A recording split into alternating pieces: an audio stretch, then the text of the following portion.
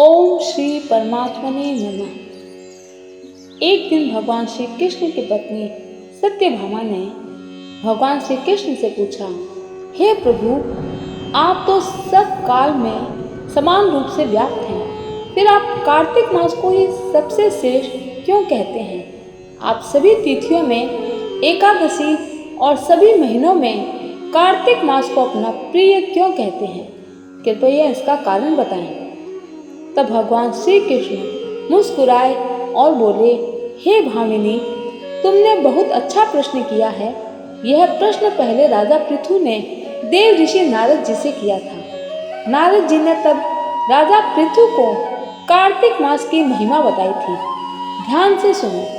एक समय की बात है, शंखासुर नाम का एक राक्षस बहुत ही शक्तिशाली और अत्याचारी हो गया था। उसने देवताओं पर विजय प्राप्त कर ली और इंद्र सहित सभी देवताओं के अधिकार छीन लिए। भयभीत देवता अपने परिवारों सहित सुमेरु पर्वत की गुफाओं में जाकर छिप गए और वहीं रहने लगे। जब शंखासुर को यह पता चला कि देवता अभी भी आनंद से सुमेरु पर्वत की गुफाओं में रह रहे हैं, तो उन्होंने सोचा, इन देवताओं के पास अब भी कोई दिव्य शक्ति है, तभी ये भय मुक्त है। यह शक्ति निश्चित रूप से वेद मंत्रों के कारण है।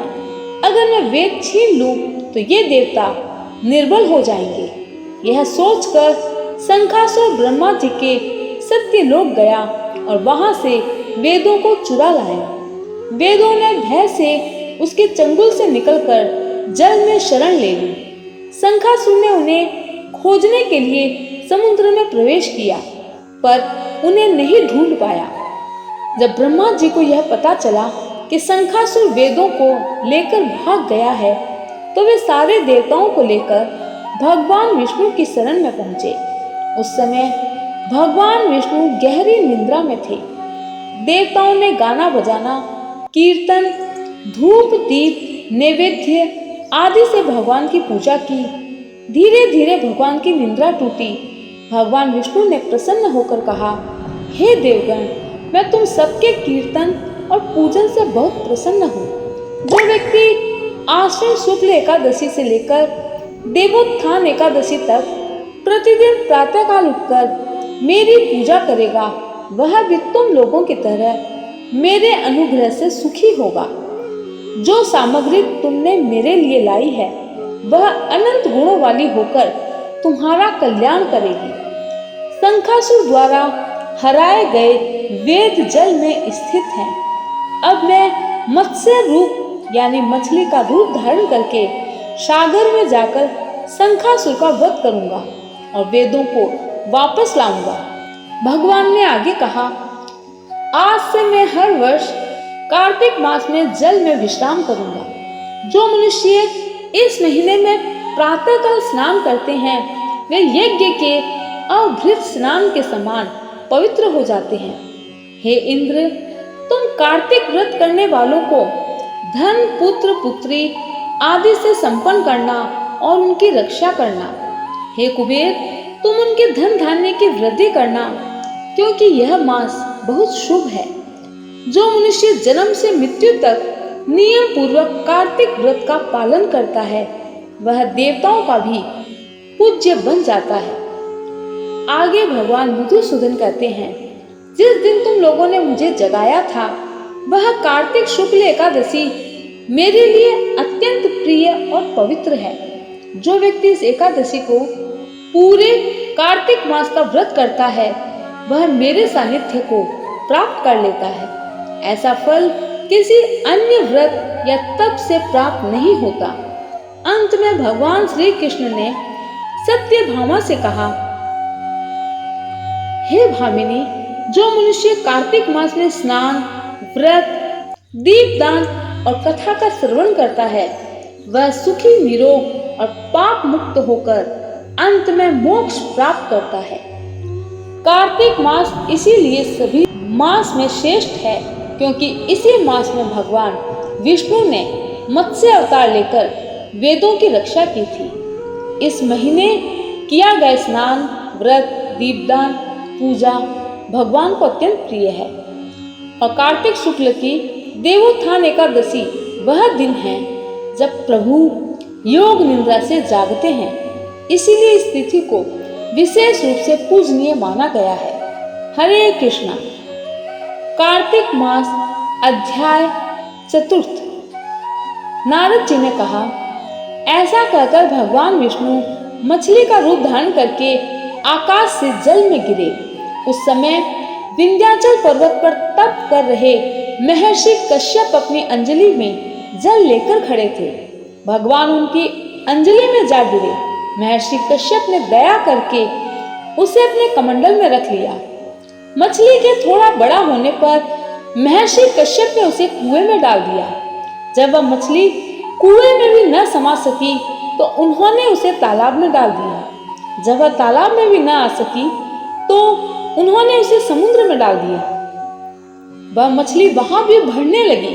फिर मत्स्य रूपी भगवान विष्णु ने इस शंखासुर का वध किया और शंखासुर को हाथ में लेकर बद्री वन में आ गए। वहां उन्होंने संपूर्ण ऋषियों को बुलाकर इस प्रकार आदेश दिया, मुनीश्वरों, तुम जल के भीतर बिखरे हुए वेद मंत्रों की खोज करो और जितनी जल्दी हो सके उन्हें सागर के जल से बाहर निकाल लाओ। तब तक मैं देवताओं के साथ प्रयाग में ठहरता हूँ। तब उन तपोबल संपन्न महर्षियों ने यज्ञ और बीजों सहित संपूर्ण वेद मंत्रों का उद्धार किया। उनमें से जितने मंत्र जिस ऋषि ने उपलब्ध किए वही उन बीज मंत्रों का उस दिन से ऋषि माना जाने लगा। तदनंतर सभी ऋषि एकत्र होकर प्रयाग में गए। वहां उन्होंने ब्रह्मा जी सहित भगवान विष्णु को उपलब्ध हुए सभी वेद मंत्र समर्पित कर दिए। सब वेदों को पाकर ब्रह्मा जी बहुत प्रसन्न हुए। उन्होंने देवताओं और ऋषियों के साथ प्रयाग में अश्वमेघ यज्ञ किया।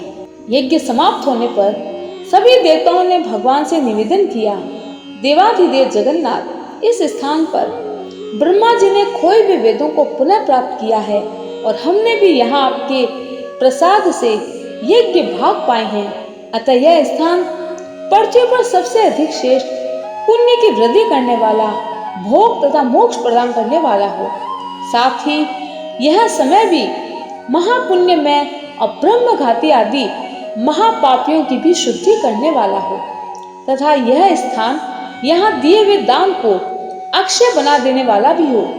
यह वर दीजिए। भगवान विष्णु बोले, देवताओं, तुमने जो कुछ कहा है वह मुझे स्वीकार है। तुम्हारी इच्छा पूर्ण हो।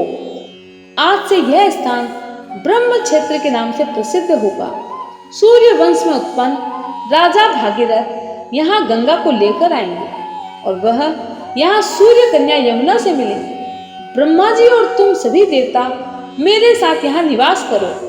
आज से यह तीर्थ तीर्थराज के नाम से विख्यात होगा। तीर्थराज के दर्शन से तत्काल सभी पाप नष्ट हो जाएंगे। जब सूर्य मकर राशि में स्थित होंगे उस समय यहाँ स्नान करने वाले मनुष्य के सभी पापों का यह तीर्थ नाश करेगा। यह काल भी मनुष्यों के लिए सदा महान पुण्य देने वाला होगा। माघ में सूर्य के मकर राशि में स्थित होने पर यहाँ स्नान करने से सालोक्य आदि फल प्राप्त होंगे। देवाधिदेव भगवान विष्णु देवताओं से ऐसा कहकर ब्रह्मा जी के साथ वहां अंतर ध्यान हो गए। तत्पश्चात इंद्र आदि देवता भी अपने अंश से प्रयाग में रहते हुए वहां से अंतर ध्यान हो गए। जो मनुष्य कार्तिक में तुलसी जी की जड़ के समीप श्री हरि का पूजन करता है वह इस लोक में संपूर्ण भोगों का उपभोग करके अंत में वैकुंठ धाम को जाता है। हरे कृष्णा।